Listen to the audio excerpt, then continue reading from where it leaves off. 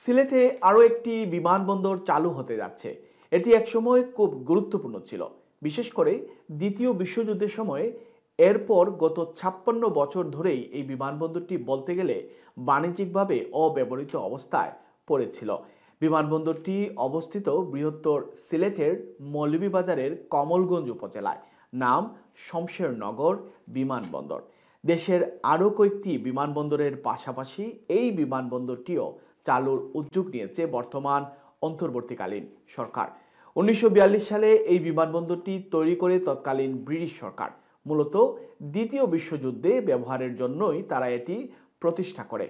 মার্কিন যুক্তরাষ্ট্র এখানে বিভিন্ন ধরনের অস্ত্র মজুত রেখেছিল। তার মধ্যে উল্লেখযোগ্য হচ্ছে রাসায়নিক অস্ত্র। বিশেষ করে 18টি রেল ওয়াগন বোঝাই 1000 পাউন্ড বোমার সায়ানুজেন ক্লোরাইড মজুত করার বিষয়টি বহুল আলোচিত ছিল। জানা গেছে দ্বিতীয় বিশ্বযুদ্ধের শেষের দিকে মার্কিন যুক্তরাষ্ট্রের 61তম এয়ার সার্ভিস গ্রুপ ছিল এই বিমানবন্দর। বর্তমানে বিমানবন্দরটি বাংলাদেশ বিমান বাহিনীর একটি।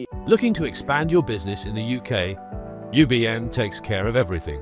Company registration, UK bank account, pay, insurance and tenancy. Start with UBM. Expand with confidence. ঘাঁটি হিসেবে ব্যবহৃত হচ্ছে। আমাদের মহান স্বাধীনতা যুদ্ধের সময়ও শমশেরনগর ছিল বাংলাদেশ বিমান বাহিনীর প্রথম যুদ্ধ ঘাঁটি। তারও আগে 1970 সালে পাকিস্তান বিমানের একটি অভ্যন্তরীণ ফ্লাইট সিলেট বিমানবন্দর থেকে উড়ার পর যান্ত্রিক ত্রুটির কারণে শমশেরনগর বিমানবন্দরে জরুরি অবতরণকালে রানওয়ের কাছে দুর্ঘটনায় পড়ে। এই দুর্ঘটনায় নিহত হয়েছিলেন 7 জন। 1995 সালে বেসামরিকভাবে এরো বেঙ্গল এয়ার সার্ভিসের ফ্লাইট চালু হলেও পর্যাপ্ত সুযোগ সুবিধার অভাবে সার্ভিসটি বন্ধ হয়ে যায়। প্রবাসী অধ্যুষিত মৌলভীবাজার জেলার সচেতন মহল বিমানবন্দরটি চালুর দাবি জানিয়ে আসছেন বহুদিন ধরে। বর্তমান সরকারের এই সিদ্ধান্তের সংবাদ প্রকাশিত হলে মৌলভীবাজার জুড়ে আনন্দের ঢেউ বইছে। বিমানবন্দরটি চালু হলে এটিকে কেন্দ্র করে আকর্ষণীয় পর্যটন কেন্দ্র গড়ে উঠবে এবং এলাকার যাত্রীদের যাতায়াত সুবিধা বাড়বে বলে অনেকেই মনে করছেন।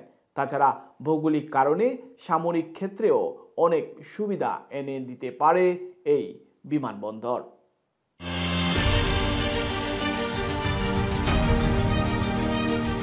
Our clients love